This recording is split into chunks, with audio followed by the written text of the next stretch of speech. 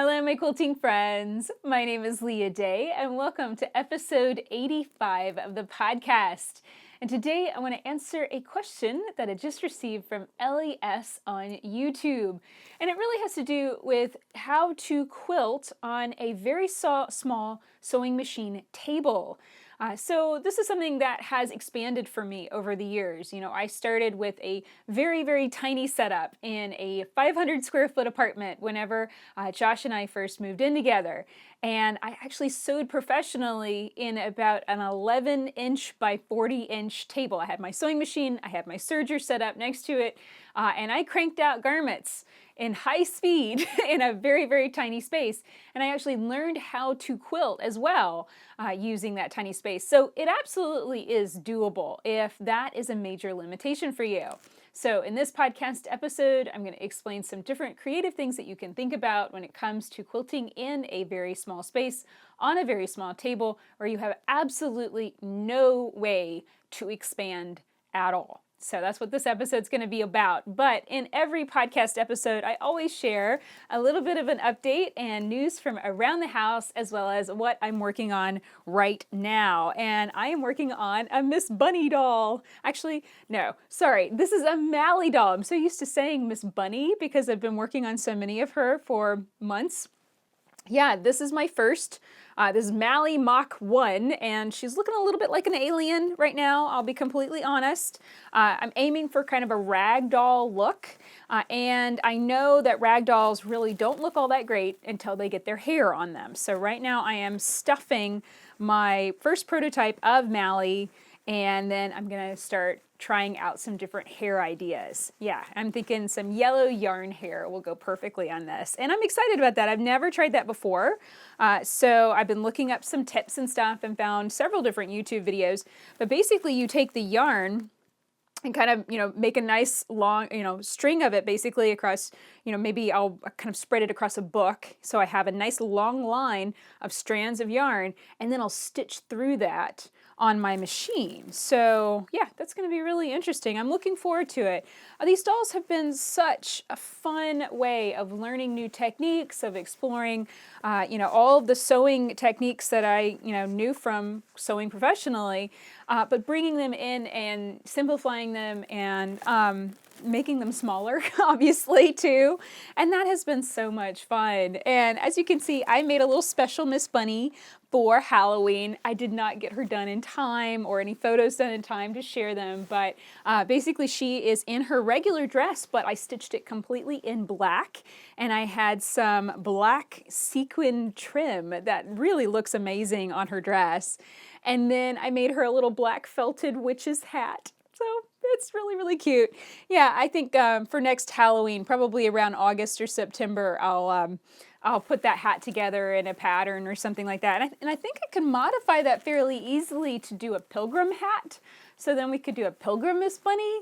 And then I need to think of something else for Christmas. Maybe, I don't know. I'll have to think about that. What is a kind of a Christmassy hat that she could wear? There's not really like a Christmas hat. Well, maybe a Santa Claus cap. I could think about that. That'll be fun. That would be a lot of fun. Maybe some red and white Minky. Any excuse to play with Minky just makes me happy. So yeah, that would be a lot of fun. So I'm going to be thinking about that for Christmas. It has been just a real push. That was a big deadline to get the first Friendship quilt along block done by Thanksgiving Day. That was honestly one of the hardest deadlines I think I've ever set myself. And I don't set myself a lot of deadlines, but that was up there with some of the deadlines for stuff like Craftsy and things like that, where it was like, you have got to make this by this date or it will not work. And I'm so happy with the response, guys. Thank you so much for joining in the Friendship Quilt Along. So just in case you're behind a bit on your podcast episodes, here's a little bit about the Friendship Quilt Along. Basically, this is a block of the month where every month you come and pick up a new quilt pattern at leahday.com/friendship. We're going to piece and quilt the blocks together every month. And the piecing, how the tutorials will be posted is on the first of the month, you'll get the first, On the first Monday of the month, you will get the first piecing tutorial. And then on the second Monday of the month, you will get the quilting on your home machine tutorial. And then for the first time this year, I'm going to do an extra tutorial on the third Monday of the month. That is quilting on your long arm. So if you are new to long arm quilting, or you're just simply looking for a good project to follow along with and build some new skills, then this might be a perfect quilt along for you. If you are also new to home machine quilting, or you've been home machine quilting for a long time and you're wanting a project that you can kind of pop in and out of, make it, and then have a challenge to quilt that block every single month, then this will be a really good quilt along for you. So you can come and find block number 1, and it is a monster pattern. It came out at 52 pages long because, there's so much information to get started with on a quilt along. I really wanted you to have some piecing tips, some cutting tips, how to make the first block and then baste it, and then all the different types of machine quilting we're going to learn together this year. We're going to work on walking foot quilting, free motion quilting, ruler foot quilting, and then, of course, long arm quilting and long arm quilting with rulers too. Now, you do not have to have a long arm in order to follow along. Everything I'm going to do on any of the machines, you can do it on all of the machines. There's not going to be any design where I'm like, this will only work with this type of machine. It doesn't work that way, guys. You can do all of these designs on all of these machines with all of these different styles of quilting. I am going to keep the quilting fairly simple.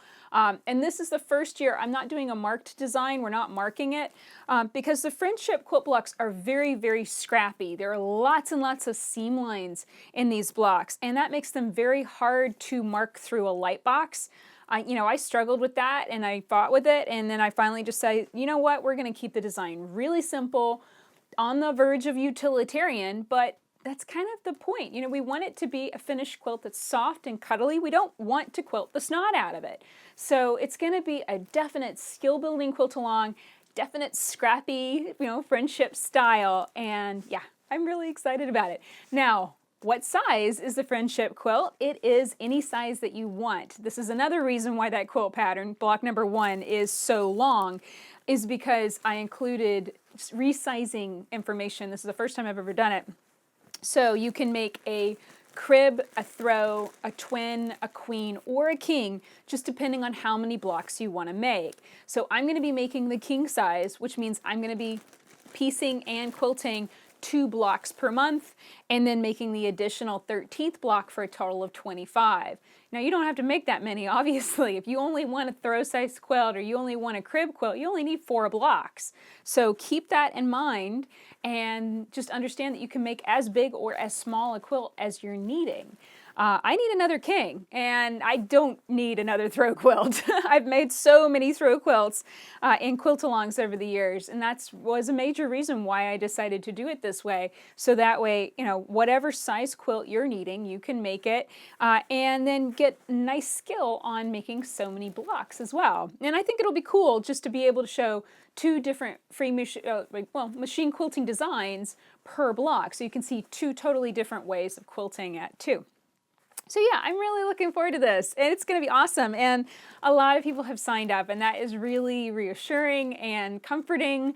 It's one of those things, to put so much effort and time, not just cutting up my entire stash into 5-inch squares, but, just the time and effort that Dad and I have put into this. We've been working on these blocks, I am not kidding, since January.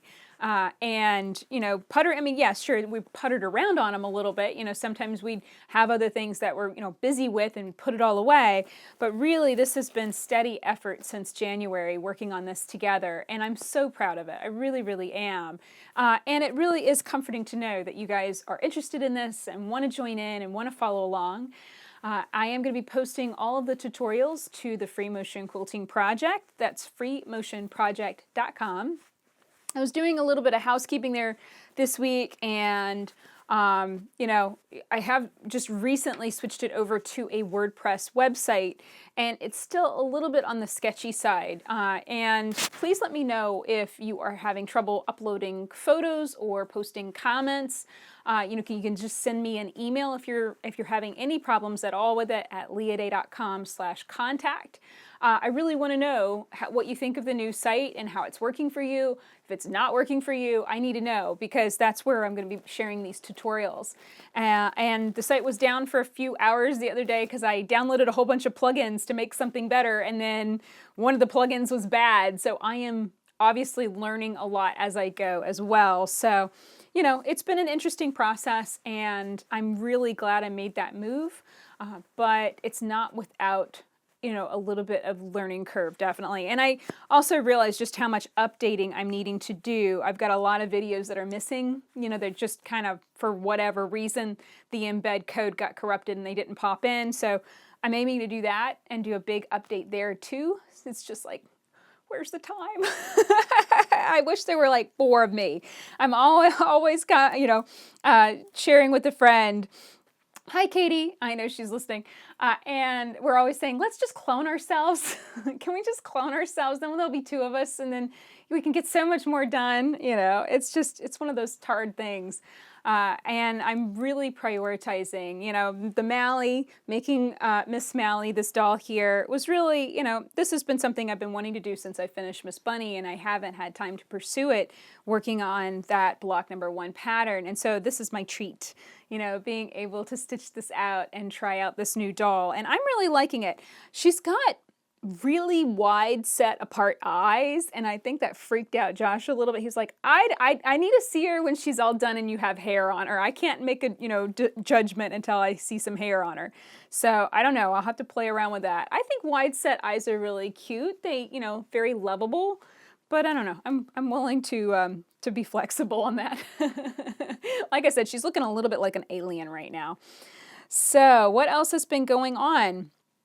Well, yeah, like I said, majorly busy, and then Thanksgiving to Cyber Monday sale has been really busy. What's funny about that is, like, I got all my work done, you know, last week, and early last week, and then Josh has been just so crazy busy packing orders, and so I've kind of been chilling out, relaxing, and he's been working like a crazy man. So it's really funny how sometimes we're kind of, it just feels like we're doing such different things. It's just really interesting how when I'm, you know, crazy busy and on a deadline and I can't be interrupted and stuff, usually he's kind of twiddling his fingers and not really having anything to do. And then whenever he's busy, then I'm kind of chilling and relaxing and, and enjoying myself. That's just the way we work. And that works out great.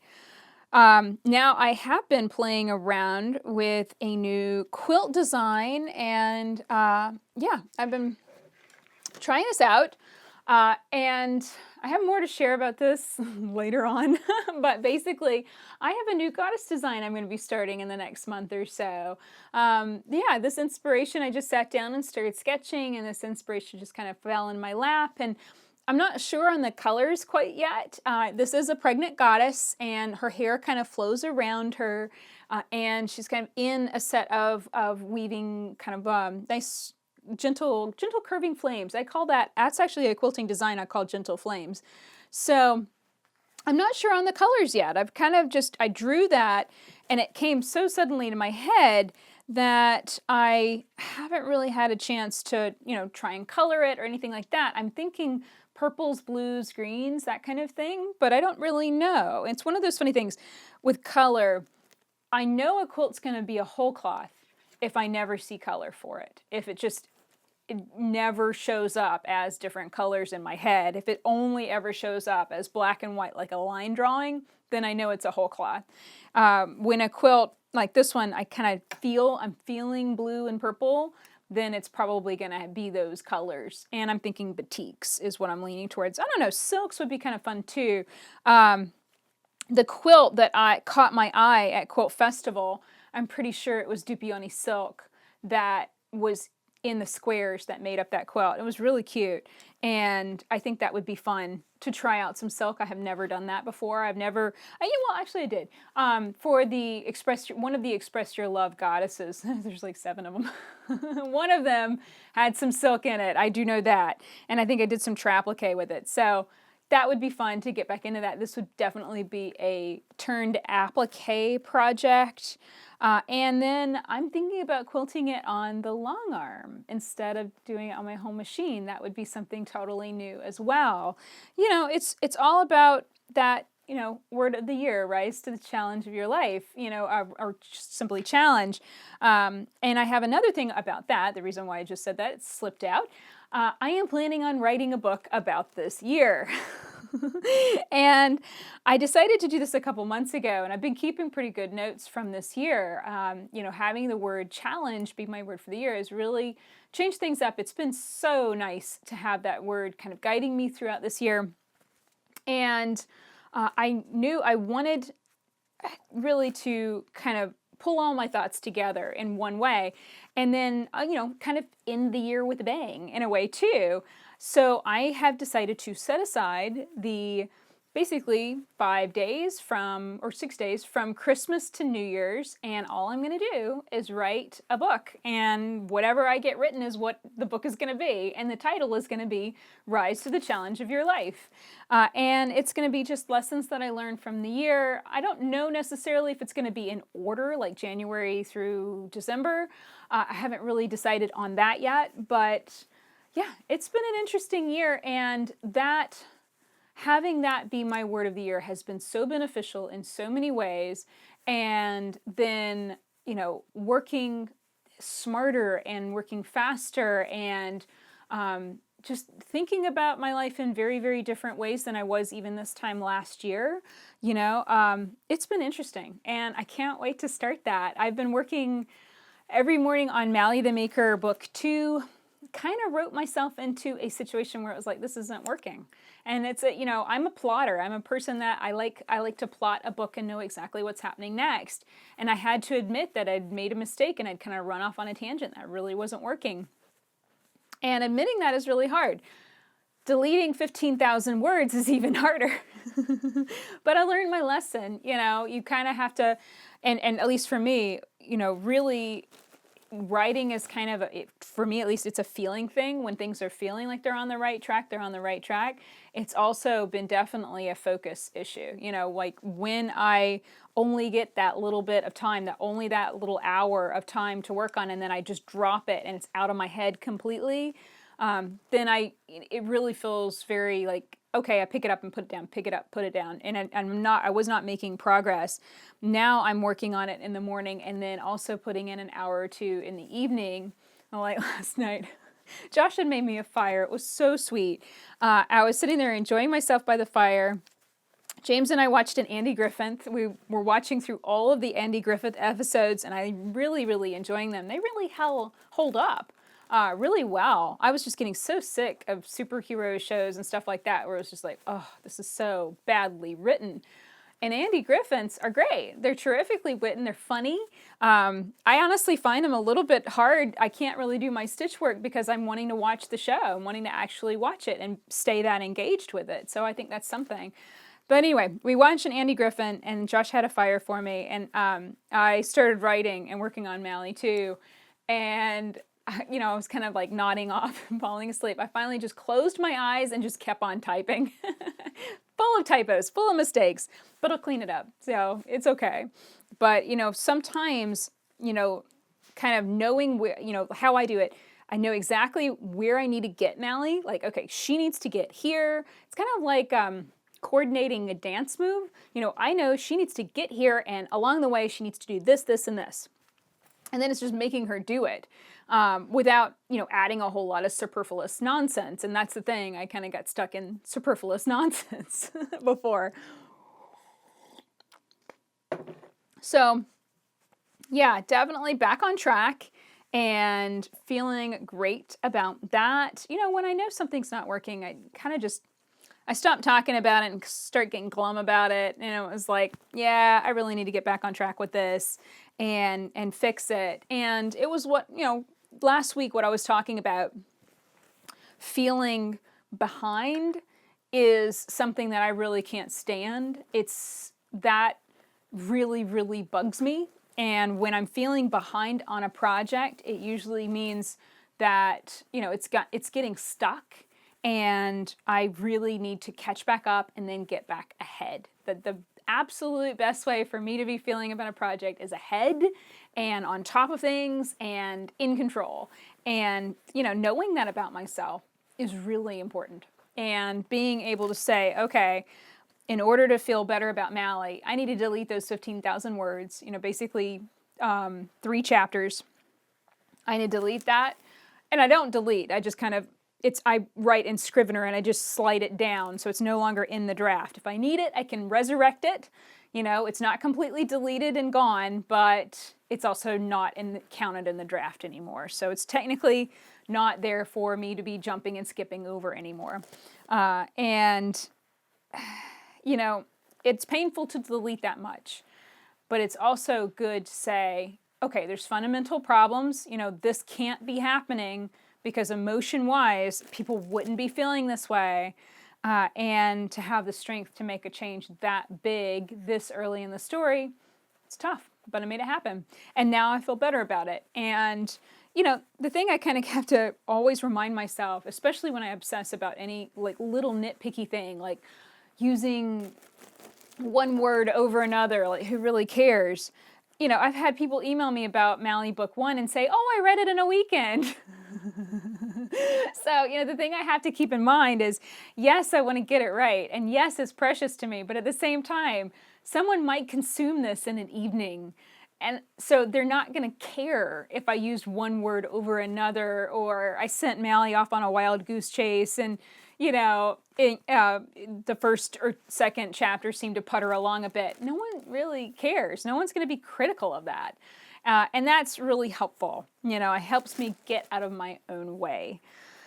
So, speaking of Mally and teaching kids to quilt, I found a really cool product that you might want to check out on Amazon for yourself or for a kid in your life. And this is something that you might want to pick up right now because it's an advent calendar. So, it's a Hemline advent calendar and it is pretty cool. And they are really nice sewing supplies that are within each little box in the advent calendar. So it comes with, pens and hand sewing needles and fasteners, regular sewing machine needles, metal bobbins, probably not going to fit my machines, but that's okay. Bobbin clips, retractable tape measure, stork scissors, polyester thread, needle threader, lots of different things. So I was just kind of looking for different things to send the little girls that I had been sewing with. I saw this, I was like, oh, that's going to be really, really cool. So I went on ahead and bought 2 and have it sending their way. So I think little things like that, and then they can then be, opening that up and enjoying, sewing and getting something small every day through December. And by the end, they have a nice little stash of things to play with and things to work with. And then all they need is to be gifted a little bit of fabric along the way. So I thought that was really cool. I thought I'd pass that along with you. I will set up an affiliate link with Amazon so that way you can find it and help support the show by buying it through that affiliate link if you don't mind. So that's pretty much it for the news around the house. The biggest news, of course, is the Friendship Quilt-Along. That has been, the main thing I've been working on and focused on for the last really 4 weeks. And it feels great to have that off to such a good start. I really hope that you'll join in if you're interested and quilt along with us. It does help support the show. It helps support all of the tutorials that we do every single week. And it's been really interesting. I follow a lot of different crafts people, not just quilters, but a lot of different types of crafters on Instagram. And one in particular that I ran across is called Just a Card. So the idea behind it is, your favorite artist will have, big paintings and stuff for sale, but obviously not everyone can afford a big giant painting. So by offering cards, that are smaller in price, you can still support that artist and make sure that they can continue doing what they love. And so in a lot of ways, the Friendship Quilt Along and all of the quilt alongs that we do are basically kind of like that for us. It's not, a book, it's not a workshop, it's just a card, or it's just a little pattern that will carry you through the month, that will give you something to piece and quilt. And it's what keeps the lights on for Josh and I, to be completely honest. So I really hope that you'll come and check out the Friendship Quilt Along and consider joining in with us. It is so much fun, and I really enjoy teaching this way, being able to show you how to piece something. And these are supersized blocks. This is definitely going to be a skill builder as far as getting it on the machine, moving the quilt, sliding it around, being able to quilt all of these designs. And it's also going to be a skill builder in all the different types of machine quilting we're going to learn too. So I really hope you'll come and check it out at leahday.com/friendship. And now we'll get on to the show and talk about how to do sewing and quilting on a super tiny sewing machine table. So now let's talk about sewing machine setup. And I will be completely honest, this is something that I can definitely glitch out on. I really love setting up my sewing machines and getting them just right to fit perfectly in a space so they're absolutely optimized. And not only that, so that they feel good for me to set down at and start quilting. And I'll be honest, I've been having some issues with this particular setup, and I'm going to tell you exactly why and what's been wrong with it and what I'm going to do to fix it. So let's start first though with Ellie's question. And this is what she asked. I noticed that your table has a lot to do with how you move your quilt around. You have a large, smooth table, and I'm sure this is the best and easiest way to do it. The problem is a lot of us don't have these big tables to work on. I know I don't. So no offense, but it doesn't really help me much because I don't have that workspace. In fact, I don't have any workspace at all, really. I'm going to have to do things differently. So she goes on to talk about a style of quilting, and I'll get into that in more towards the end of the video. But she says, how do you advise working in a super, super small table? And it's not even clear that Ellie has her machine set up on a flush surface with her tabletop.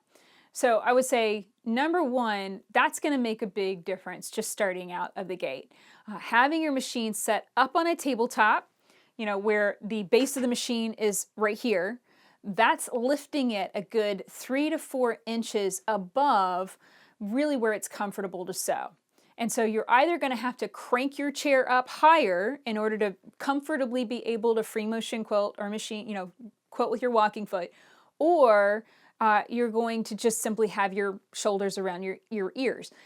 It's not comfortable. And so my number one piece of advice, and the reason why I advise this is because it makes such a huge difference for how easy it feels to free motion quilt.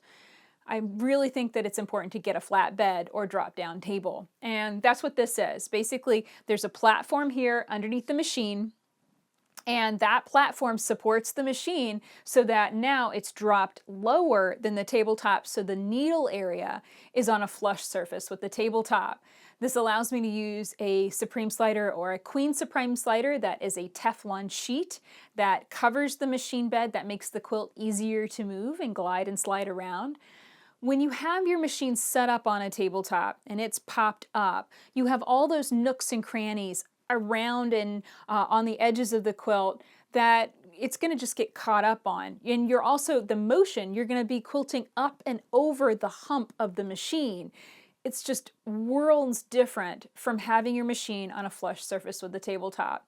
So out of the gate, the number one thing I'm going to say is if you have the space for, a table this big, and the affordable sewing table is 24 inches by, I think, 42.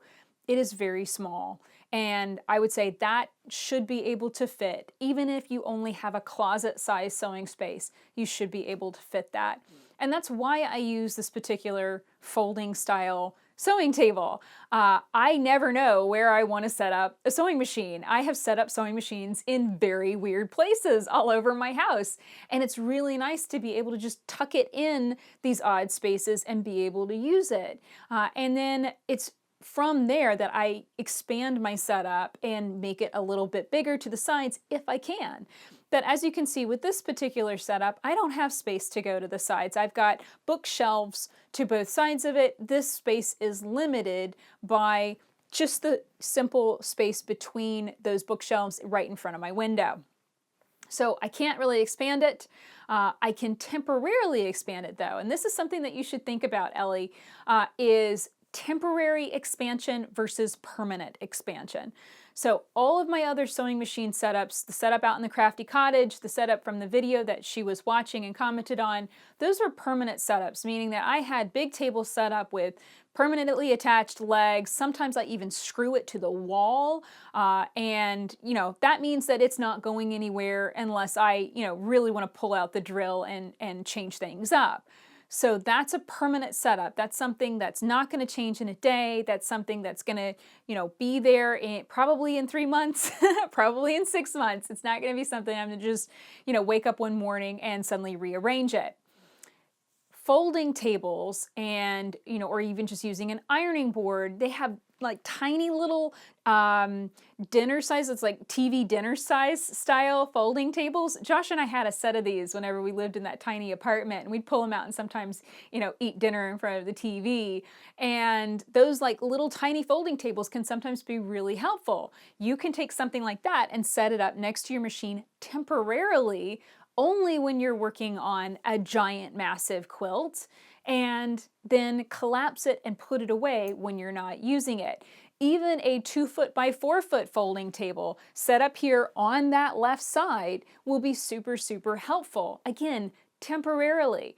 You don't have it set up permanently. You don't leave it there when you're not working on that big, giant quilt. You set it up, you use it when you need it, you folded it up, stick it underneath the bed, stick it in a closet, stick it between your fridge and the wall.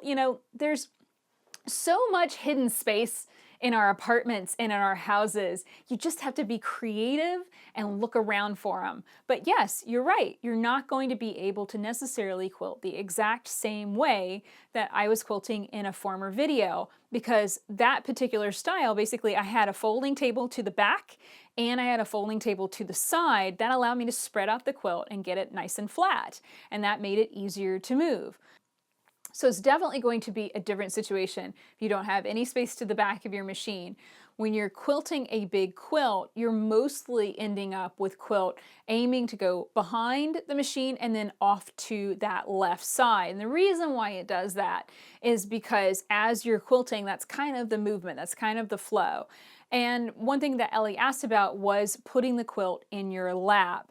And yes, for most of my videos, I've advised against letting your quilt fall into your lap or having it kind of come off the front of the machine. And the main reason why I don't think that's necessarily a great idea is because then it has to go up over the hump of the table to get back on the machine.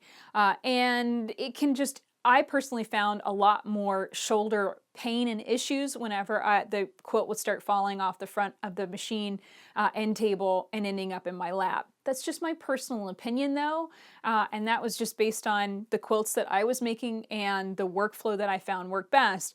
But notice most of my machines are set up with a significant amount of space to the back side, so that way the quilt, I can push it through the arm and it can end up on the back side of the machine. So what if you simply don't have that space behind your machine? In that case, I would say go vertical, and that's what this is. So this is a bungee cord, and it is attached to a clamp, and that bungee cord is attached to a curtain rod, and that's over the top of this sewing machine setup. It's very, very simple. I took the bungee cord, I measured how wide that hook was, I took a drill and drilled a hole in the clamp. Super, super simple clamping system.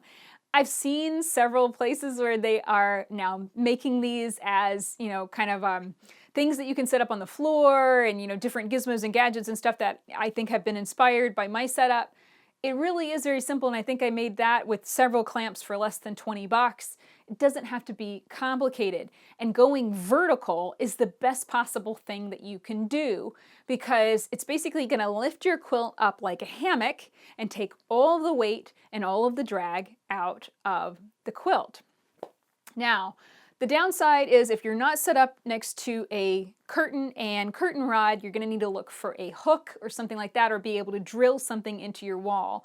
Depending on the apartment or house that you live in, you might not be able to do that. So my advice to you would be to look around your house and try and find a window with a curtain rod that you could put your machine in front of. You know, it's as simple as that. Like, just look around your house and say, okay, I could move that piece of furniture and be able to set up my sewing machine there instead, and then be able to use the curtain rod to hang my quilts whenever I'm doing something big. So that's an idea too. I think 90% of space issues and challenges when it comes to quilting on your home machine and quilting big quilts on your home machine have to do with creativity.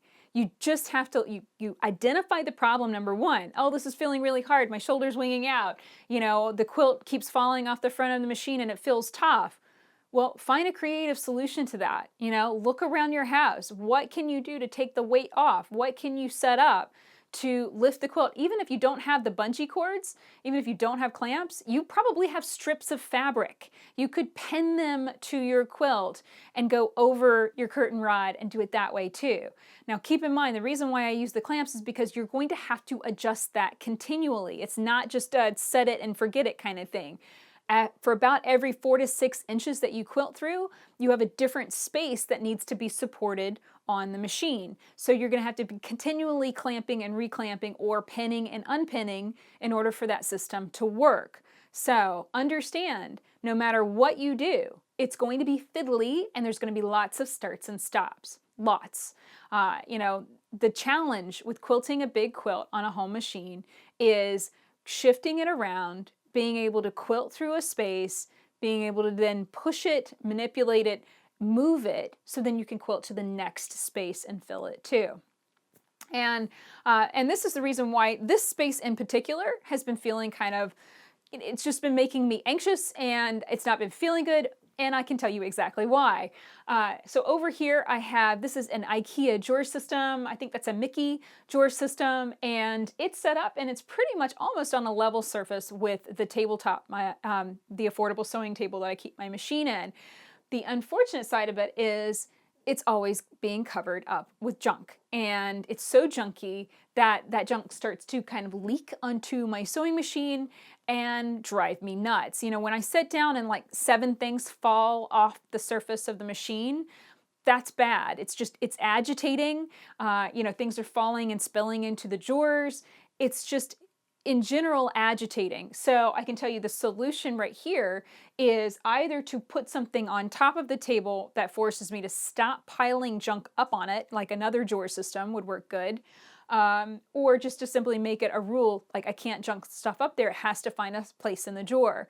And really, I would say this problem has more to do with what's being stored in the drawers, because I can tell you, I'm storing things in those drawers that I'm not using on a daily basis, and I'm not using with this particular machine. I need to rearrange the drawers, and all that junk will go away, and the agitation will stop.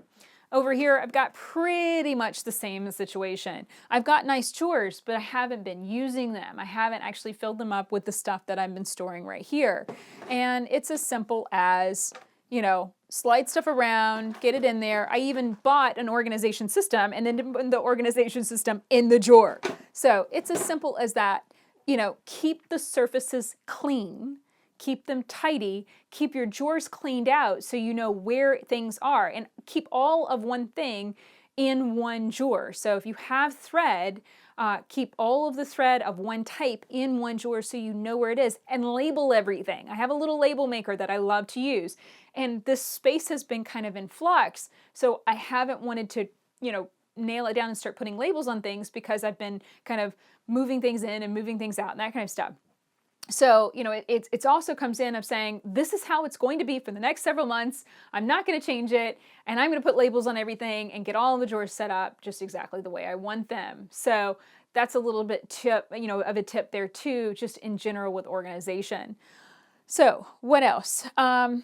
Over here, I could say this system is ever so slightly taller than this table, and that's also on purpose. If I have a quilt that, is, even slightly bulky, it's nice to be able to have even that little bit of space. And then again, I can set up, a small folding table, a small little a little dinner, TV dinner tray type table, set that up right here, and it holds the quilt temporarily up. And that, in addition with the clamping system, really works well. It really does. It's enough that you can get it quilted. Now, here's where I give you some advice that you might not like to hear, and that is to keep your quilt smaller. And, this is the thing. When I started the free motion quilting project, I didn't have huge setups, and, it was a challenge for me to quilt long periods of time because I had basically a toddler. So when I started the free motion quilting project, all of the designs I was stitching were in 4-inch squares, and I was cutting the fabric at 6 inches square. This is small and manageable on your home machine. It is easy to quilt on your home machine because it is small. It's not big. It's not going to be bulky. It's not going to be something you're going to have to, put up on the curtain rod or need extra tables to take the weight of it. I really encourage you to focus on smaller projects so that way you can build the skill for free motion quilting. You can build the skill for quilting mini designs, but without the crazy headache of dealing with a big, giant, bulky quilt. And this is another really, really important thing, is that quilting on a denser, smaller scale will actually ratchet up your quilting ability and skill much faster than quilting on a bigger scale. So quilting on a bigger scale on a home machine is challenging because you need to make bigger, more open movements with your hands. And that pretty much, every movement that you make, anything big like that, you're going to need to shift and move the quilt that much more. When you make tiny movements with your hands on something as small as a 6-inch square, you don't need to move it very much. You're making tiny, precise movements. Yes, you're doing a lot more fingertip control than hand control or arm control, but you're still understanding and learning that design, getting that muscle memory, getting and memorizing those designs as well. So what I'm saying is, any practice that you get will translate to quilting all the other styles of quilts that you want to make. But if you're limited in space, going small and going dense is a better way to start, at least at first. And my other encouragement to you, Ellie, would be to look in your local area and see if you can rent time on a long arm. Now, I know that might not be something you're interested in at all, but it sounds like space is a major, major issue for you. As in, you have no space at all, which makes me question, where are you going to baste your quilt to quilt it on your home machine? If you don't have space, even a tabletop, to be able to spread things out, chances are you're not going to have a place to baste that quilt properly. So look into your local area, see if there's a local quilt shop that is offering time to rent on a long arm, and you can just take a class usually and then be able to rent 1 to 2 hours. You'll be able to baste your quilts. You'll be able to experience what long arm quilting is like and be able to move the machine over the quilt versus the quilt under the needle and be able to quilt bigger designs faster. But again, you'll know how to do that and be more confident and comfortable quilting those designs if you've already practiced on a small scale on your home machine. Now, I know not everybody is into long arm quilting, and I know that there's always those people out there like, oh, that's not for me, and that's evil, and that's its own thing. I was once one of those judgmental Nellies myself. I really was.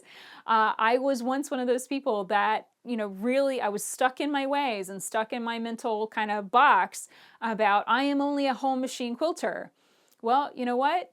Physical issues, having, neck and shoulder pain, also just simply getting frustrated and feeling like I couldn't quilt the quilts that I wanted to make. I couldn't get anything done in any kind of speed.